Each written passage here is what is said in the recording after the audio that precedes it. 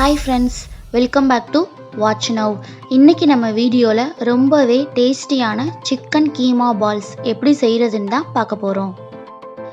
First clean பண்ணி வச்சிருந்த கைமா சிக்கனை ஆட் பண்ணிடலாம். நான் 1/4 கிலோ கைமா சிக்கன் எடுத்திருக்கேன். அடுத்து ஒரு பெரிய வெங்காயத்தை ஃபைன் சாப் பண்ணி வச்சிருக்கேன், அதை ஆட் பண்ணிடலாம். அடுத்து 2 பச்சை மிளகா, கொஞ்சம் கொத்தமல்லி இலை, 1 டேபிள் ஸ்பூன் மிளகுத்தூள், 1 டேபிள் ஸ்பூன் சீரகத்தூள்,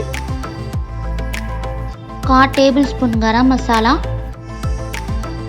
தேவையான அளவு உப்பு, பிரெட் கிரம்ஸ் 5லிருந்து 6 டேபிள் ஸ்பூன், 1/2 டேபிள் ஸ்பூன் இஞ்சி பூண்டு பேஸ்ட்.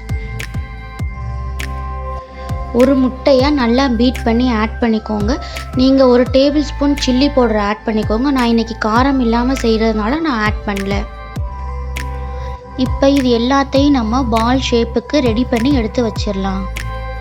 இப்போது ஒரு பேனில் ஆயில் ஆட் பண்ணி ஆயில் நல்லா சூடானதும் நம்ம ரெடி பண்ணி வச்சுருந்த பாலை ஃப்ரை பண்ணி எடுத்தோன்னா சுவையான சிக்கன் கீமா பால்ஸ் ரெடி.